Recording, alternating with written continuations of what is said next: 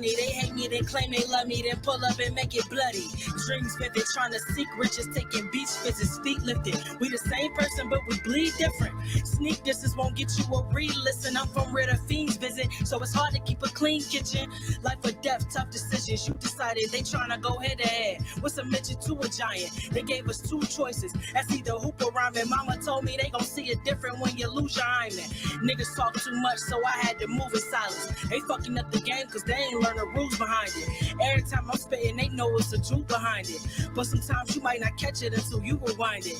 I'm just trying to cop me a crib with a pool behind it and pass out paper to my niggas like a school assignment. Got it out the mud, bitch. I was used to grinding, no results. Not a chain in a wrist, scuba dive, If it's a problem, it's probably me. Tell them how you gon' solve rain. It's all scams. Got a box for these niggas you call champ. One more chance. I'll be checking your Twitter feed for your bitter tweets. It's Grizzly in this bubble. I'm witnessing more rants. If y'all can't keep it composed, you gon' reap what you sow. The floor's damp. Seeking for gold can also weaken your soul or cause cramps, even stomach pains. I used to want to be Hove until I was told mocking Jay could lead to some Hunger Games. Who want the rain? I brainstorm terror. Ever since second grade. Inject the blade. Cut off your season. Who try to catch a fade? Respect the brave. I want the title. So put it next to Jay's. The rest get slayed. Ain't no survival. Who want the next grenade? A mess is made. Blood on the Bible. That's how you bless a grave. Possess a gauge. Judge on my rivals. I can't respect a slave.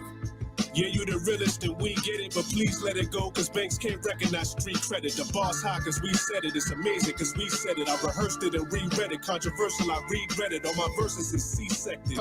You gotta feed us. We out this bitch starving for greatness. Hey, guys come from a different set of rules. We was raised by it. Can't get these new dudes drugs to move, cause they may try it. All the pain I was made by it. Before I ate like a king, plenty days was on a slave diet. Stayed quiet, learned from talkers, urban New Yorkers. It's beef, only thing I'm concerned with is torture. You die here like service from barbers. Contracts on your head that's been signed with a permanent marker. He don't know why he worried and cautious. Inferiority make y'all niggas nervous and awkward. I ain't never been worried about talking. 33 bosses in a Zoom meeting speaking with currency offers. I did it my way, they did it their way. My way made me a millionaire without getting airplay. I've been in their place, that shit is hearsay. Niggas ain't got the chandelier sitting over the spinning staircase. They're fake, make my ears ache. Gold 357 got fly weapons like an air base. I'm shooting everything bare face. I see a polo sweater and put a bullet in a bare face. Trust.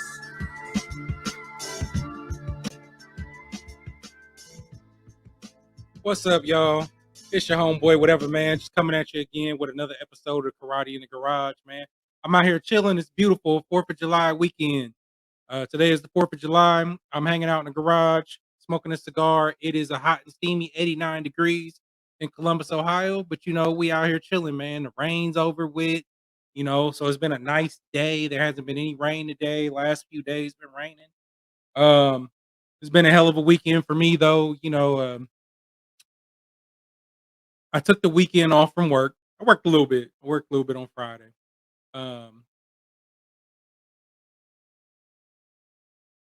But took the weekend off from working basically. And there was a fight in Toledo, Ohio, Saturday night. Charles Martin versus Jared Big Baby Anderson, his homecoming in Toledo, Ohio. So, you know, I had to go up there and check that out. And then Sunday I was at an IndyCar race in mid Ohio. And you know, here I am. So I don't know, man, just where to begin. You know, it's been a minute since I've been on here. I'm smoking a Padron 4000. I picked this cigar up from Kroger's. It's like 11, it was 10 or $11. It's a pretty good smoke. You know, Padron 4000. Just a quick thing about the cigar. This is courtesy of cigaraficionado.com. Tasting notes. It says a rustic cigar wrapped in a gritty cover leaf. It smokes evenly, showing chocolate and baking spices, some malty, woody notes, and a flinty finish. Tastes better than it looks, which is true. Nicaraguan filler, Nicaraguan binder, also Nicaraguan wrapper. Creamy, earthy tones. Definitely the spice, the woody notes. This is a really good cigar, man, and I've been smoking these. I haven't really been I haven't had time to go to my local lounge that I'm a member of. I'm a member of La Chavetta in Columbus, Ohio, and I've just been so busy lately. I haven't made it there, so I've been picking these up from Kroger's, and I really like this cigar. I haven't seen it anywhere else. You can buy them online. They sell them like in cases of 26, I think it was. Um, but yeah, I mean, I'm sure somebody else sells these as singles after they buy the case, but I can't recall seeing these anywhere.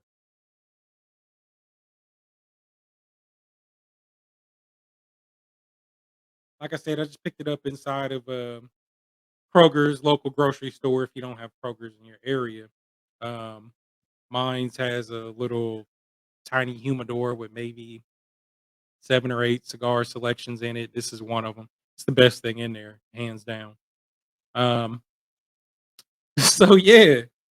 Man, I was just sitting around, man. I guess real quick, what I want to do is I want to reflect on the fight that I went to see this weekend. So, first, I want to say salute to Jared Big Baby Anderson um, on getting the win over Charles Martin. Salute to the city of Toledo, Ohio, for hosting a great event. Salute to Top Rank Boxing for putting on a great card in Toledo. The production was great. The atmosphere was great. One of the things I've run into in previous fights. Now I didn't sit ringside at this one, um, but previous fights that I've been to in Toledo, I went to a couple fights for Prince Albert Bell. And while I was there at those fights, the promotional company didn't do a good job of keeping the ringside section clear. So there were a lot of, people who didn't purchase tickets, at least ringside tickets, that were down there. The aisles were full on both sides. There were people like bumping into people that were sitting down. It was just like a mess. It was like chaos almost. Um, and it was very, I guess, non-chaotic is a good way to put it.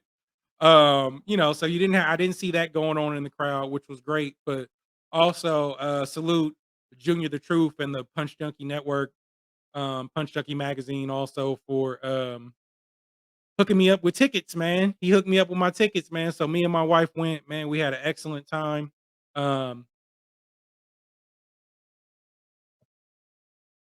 as far as the fight itself, you saw Jared Anderson get in there with a seasoned veteran heavyweight, a former world champion, in Charles Martin, a guy with power, 29 wins, 26 knockouts, so someone with knockout power. Jared Anderson was 14-0 with 14 knockouts prior to this fight. So no one had ever took him the distance. He knocked everybody out. Um, and what I really liked about this fight is Jared Anderson came out, he had his game plan. He was working the jab. He was going to the body. He was doing a good job, setting up his punches. And he knocked Charles Martin down on a very clean right hand counter punch in the third, in the, it was the third round. Yeah. He didn't catch him full. I mean, he caught him good, but kind of, his wrist was bent back, so he wasn't in his full punch motion. But it was hard enough, man. He took Charles Martin down. Charles Martin got right back up. It's almost like it fired him up, made him mad. Um, so Charles Martin, started to have success at times, and the reason being is um Jared Anderson pulls back with his chin in the air. The announcers were calling it out. You could clearly see it, if you were there watching the fight.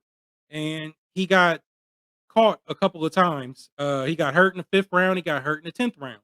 But what I really liked about this fight is instead of Jared Anderson just getting in there, dominating, technical difficulties. Instead of Jared Henderson getting in there, dominating his opponent, just walking through him, Charles Martin gave him a challenge. Okay. And what we hadn't seen from Big Baby Anderson is what would happen if he got caught. Does he have a chin? Can he recover? Can he keep his head in the game? A lot of fighters get caught and then, now they're gun shy the rest of the fight.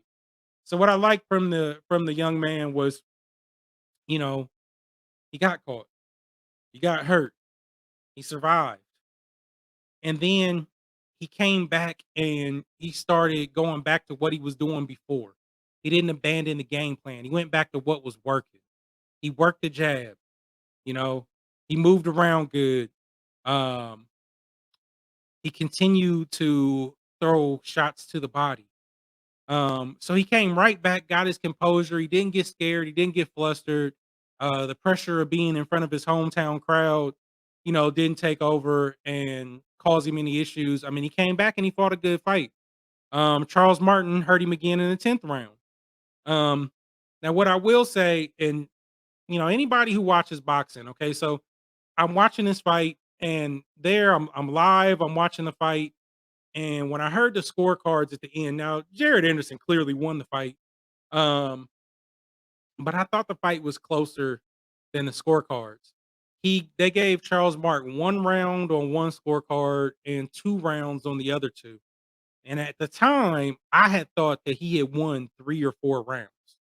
Um, I When I came home yesterday, actually, I rewatched the fight, and he didn't win more than 2 rounds. He won 2 rounds. He won the fifth and the 10th. Um, and a lot of the punches that I thought were landing actually were not. They were really close. They were grazing. They were just missing Jared Anderson, but that same thing with the pulling back. Even though those punches weren't landing, they were so close to landing. The way his movement was at the time that Charles Martin was throwing those, I thought a lot of those punches landed live. So that's one of those things where you talk about judges and the scorecards, and you just never know how somebody's actually seeing the fight. But after rewatching the fight, I don't think Charles Martin won more than 2 rounds, but he was competitive throughout the fight. Um, he gave Jared Anderson a challenge, and as a young fighter, it's something that he needed. There's a lot of people that's talking trash. So he ain't got no chin, or Teddy Atlas went on a whole rant that um, Jared Anderson isn't who we thought he was. He's a dud and all this and that. I mean, 23 years old. He's learning. He's still learning. And I really think that he grew up in the ring. He recognized what's getting him in trouble. His team talked about it. He talked about it. So that's something they're going to go to work on and fix defensively. But he hung in there against a tough guy. Some of those punches that Charles Martin landed that hurt Jared Anderson, if he didn't have a chin, would have knocked the guy out. I mean, again, 29 wins, 26 knockouts. He's got knockout power. Um, so is Jared Anderson ready for the top guys? I mean, I wouldn't put him in there with Tyson Fury or Wilder yet. But this was a step up fight. He stepped up. He won the fight. I mean, he won 8 rounds. Um, what more can you ask for somebody in a step up fight? You know what I mean? He overcame the challenge. So now what do? You get him back in the ring. Um, some people say get him in there with Luis Ortiz.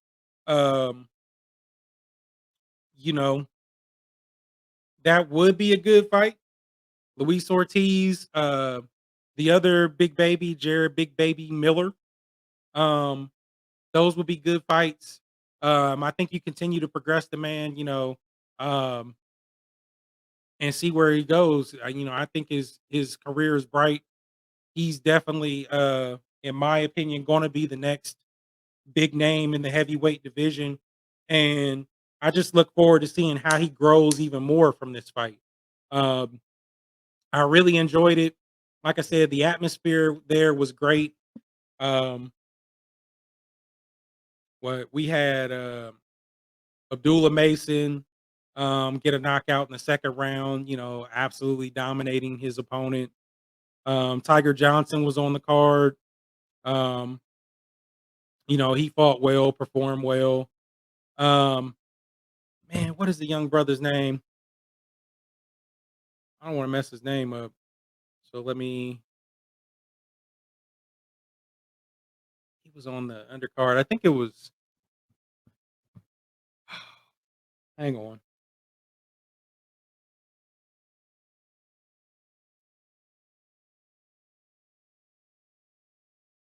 I mean, it was definitely a night of knockouts. I don't even know if I can pull all that up right now, so I'm not gonna try because I don't wanna, I don't wanna lose the other stuff that I got on there, but it was a really good card. Like I said, the crowd was great. There wasn't no BS, no drama in the crowd. Um, I enjoyed watching the broadcast team. Um, Andre Ward, Timothy Bradley. Now, going into this fight, I didn't know that this was gonna be Andre Ward's last time with ESPN. I don't know if they all knew or not, or if this is just how they always are, but they were down there having a blast, man. They were having a blast, man. They were energetic, they were bouncing around, they were joking around. There was a point in time, and I wish I couldn't get my camera going in time, where Andre Ward and Tim Bradley, I don't know what the conversation was. I would love to know what the conversation was, but they were down there airboxing while they were sitting at the table, you know. Um, you know, it seemed like a really good time. Again, great atmosphere. I enjoyed being there, and you know, people say a lot of bad stuff about or talk a lot of trash about Bob Arum, or what have you, but I mean, he put on a great card um there in Toledo, Ohio. So salute. I just look forward to seeing what's next. Salute Andre Ward. I feel honored, you know, to be at his last fight on ESPN, but I'm sure it's not the last we're gonna see of Andre Ward. Um I'm curious to see, you know, does he end up on a PBC promotion to zone? I mean, and he's gonna get a job somewhere else covering boxing if that's what he wants to do. You know what I mean? Um, so yeah. So I don't know, man. Just might as well just go random for the rest of the show. Would you trust the company? I don't even know how I want to say this. So what happens when a company's logo, slogan, etc. doesn't match up? What do I mean by that? There's a company I keep seeing around here called the Mosquito Hunters. The Mosquito Hunters. It doesn't say anything else about any other bugs. It's not SNS pest control, you know, nothing like that. They literally are calling themselves the Mosquito Hunters. But the logo that's on the side of their vehicle is a spider. Now, I don't know how many cartoon-ish, because you know, some a lot of these logos cartoonish pictures you could find of a mosquito, but I know they're out there. You can have somebody draw you one. Like, how you gonna call yourself the mosquito hunters with a spider on the side of your car? You might as well just call yourself something pest control. You know what I mean? The mosquito hunter with a spider. Um, weird news. Okay, let me pull this up.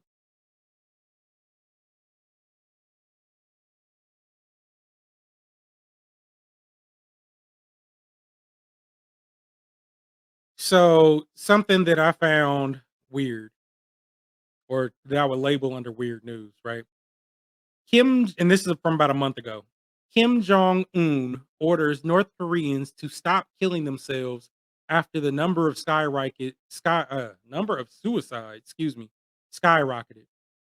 So it says Kim Jong Un banned suicide and called it an act of treason against socialism. Now, I ain't the smartest man in the world, but if you ban suicide and make it illegal, well, how the hell are you going to enforce that? I mean, if somebody's dead, they done killed themselves, what's the punishment? You know what I mean? Now, you know, we talking Kim Jong Un and North Korea, so maybe the punishment um is your family has to pay for it in some manner, you know, after you pass away. But is somebody committing suicide really, do they really care what somebody else has to go through after they gone? I mean, most of the time not. Because suicide itself is a selfish act In a sense, if you got family, loved ones, etc., like me, I could never commit suicide because I got a family. You know what I'm saying? I could never do that. And I know, people get in situations, they're going through things mentally, but is somebody really gonna think like, well, dang, man, like, I don't want to be here no more, but you know, I don't want my wife or whatever to have to serve like a year in jail. Like, I don't know what the penalty would be. You know what I mean? I don't want them to have to pay a fine. So, I think I'll just hang around for a little while. Like, you're gonna kill yourself, you're gonna kill yourself. Nobody's thinking about the consequences. You know what I mean?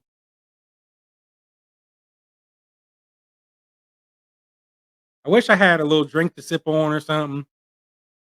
I got this root beer, and it's funny. I found this root beer. I usually get it at La Chavetta, but I actually found it in Giant Eagle, and I really like root beer with a cigar when I'm not drinking some liquor. Um, I got one more, one more kind of weird thing that I came across.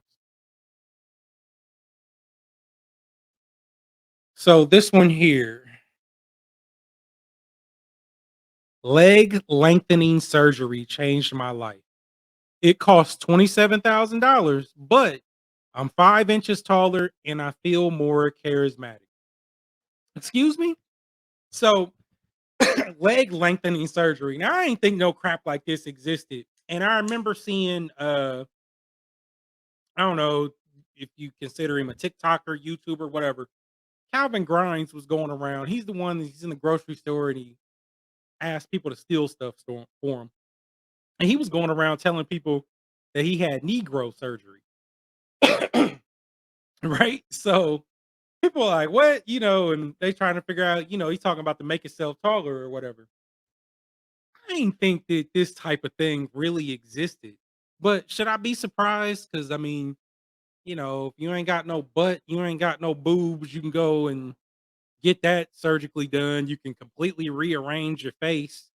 You can bleach your skin, change your I mean, so I guess why not? Shit, if I'd have known about this when I was younger, man, maybe I'd be in the NBA or something right now. If I had been like 5 or 6 inches taller, my defense, my rebounding, I could have been a Rodman. I ain't had the greatest like offense, but I could have been like a Rodman player or uh a Ben Wallace, like a lockdown defender or something like that. But yeah, so let's see. The 30-year-old told the insider that he hated being short. When you're short, you start 1-0 down. Let's see here. He's 30 years old. He's from some city in Turkey. He was 5'2" and had strong feelings about his height. If you're short, people don't take you as seriously as a tall person. He felt he was not confident enough to help students at his school.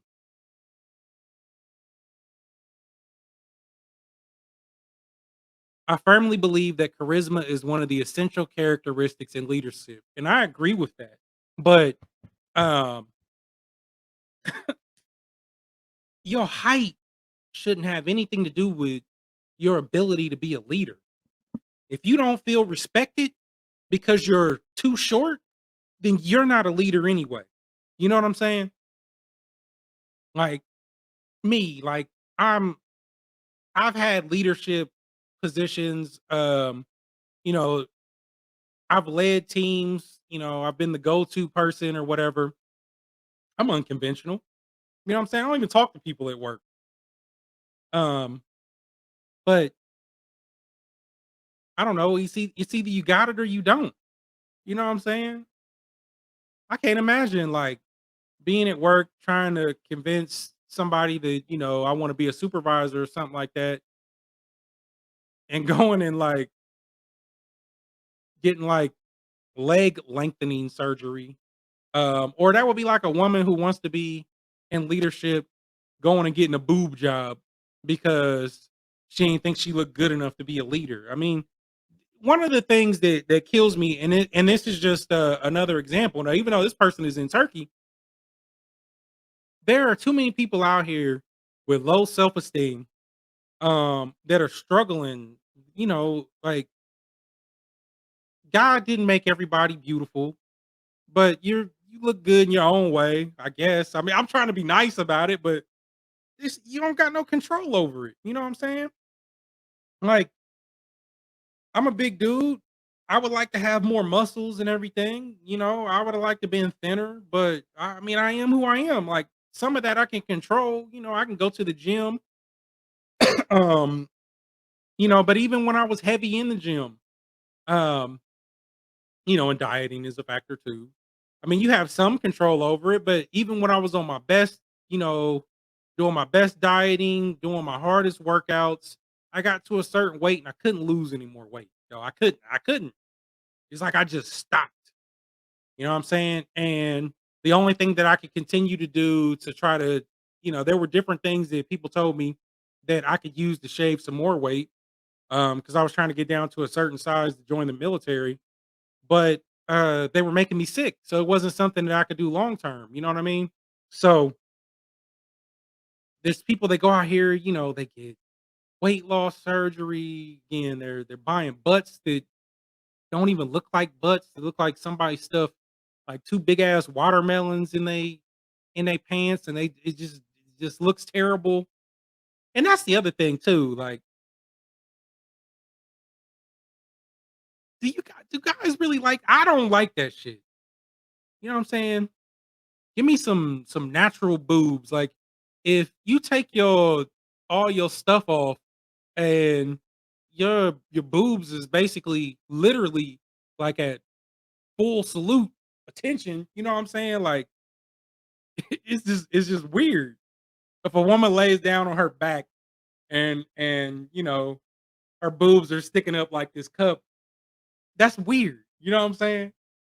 Um the fake butts, like if you got pencil legs, you know what I'm saying, and then this giant butt that doesn't match. I mean, who do you walk by and they like, oh my God, she's beautiful. I'll be like, be looking at y'all like, the hell is going on? You know what I'm saying? I seen the funniest thing too. I seen a shirt that they sell for men. So I unfortunately I think when I talk about this sort of topic, unfortunately, women probably get attacked on that topic more than men. Um, but men have those type of issues too. I know somebody who he was working out like crazy. He couldn't get rid of his love handles, so he went and got liposuction. So men do it too. I seen a shirt they were selling. The way it fits you, it makes your chest muscles look bigger. It makes your arms look bigger. You know what I'm saying? So I mean, it's everybody. Low self esteem is crazy. I don't know. Call it a mental health. They talk about all these different mental health things, part of the mental health crisis. People just aren't happy with who they are. Somebody always wants to be somebody different. And that even comes with money and jobs and careers and success and everything else. We all want to be somebody that we're not. I kind of, I can't speak for everybody, but I like who I am. I'm an original. I embrace who I am. There's been times where I might try to imitate something that somebody's doing to gain some success here and there. Um, Somebody might give you the path that worked for them, where you're trying to attain some sort of goal. That's one thing, right? I mean, you got to study what works for people. But when we're talking about looks, when we're talking about not being happy with, you know, income and how much you have, I mean, there's people out here that are doing great. They don't have enough money to buy a Bentley, but maybe they can buy a Cadillac. You know what I'm saying? Which, speaking of which, you know, nowadays, like Escalades are like $120,000. Like, you know what I mean? But so they can't buy the Bentley truck, but they could buy Escalade. But they're not happy with themselves. But you're not the person that's lucky enough, or that's, excuse me, that's unlucky enough where their only option is to go buy like a 20-year-old Ford Explorer from buy here, pay here lot. I mean, you're doing a lot better than most people, but you know, people are just never happy. They always want what somebody else has. I'm cool. Like I said, I'm cool with being who I am. One thing about being an original is you don't have to fake around somebody else. You don't have to pretend to be somebody else when you're around. That's stressful in and of itself. You know what I mean? So something we need to get better at, you know. But I just want to come on here and chop it up with y'all a little bit. You know, it's been a while since I did a karate in the garage. I appreciate, excuse me, I appreciate those of y'all who have subscribed to my channel. I know, you know, a lot of you came over here for car content, but I'm gonna continue to do karate in the garage. I'm sorry if the stuff I talk about, the way I talk, because sometimes, um, you know, my conversation might be a little bit more graphic, but hang in there with me. You know, if you aren't interested in this series, don't unfollow me because I will make plenty of car videos. I'll continue to do cigar reviews as long as I'm smoking. Thinking about stopping. I don't know. My mouth's getting dry, so I'm gonna hurry up and get up out of here. But it's your homeboy, whatever, man. Follow me here on YouTube. You can't follow me nowhere else. I'm gonna make my way up out of here. I appreciate y'all, and I'm gone.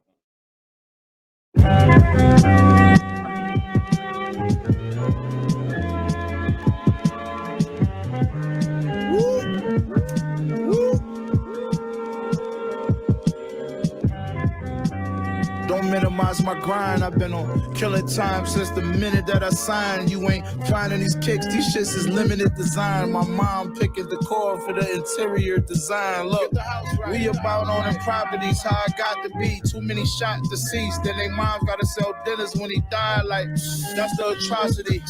Take your track money, buy back the hood. That's my philosophy. But niggas be speeding through life high velocity. I'm in a drop 2-seater, bitch with me looking like Jocelyn. I'm asking God to please Kaylani me. Let me take on shopping spree. Niggas ain't flyer than me and can't fuck with me sonically. These new rap niggas, my sons, I'm feeling fatherly. Respect it more than your father, boy, you should honor me. Well, fuck your father, I will take my razor to his face and leave a scar shaped like an apostrophe. Look, machine back, the nigga they can't fuck with. I'm just getting in my groove, I'm really just getting adjusted. Look, I mixed the soda with the Yola and I fluffed it. Cooked my first quarter brick and fucked it up cause I rushed it.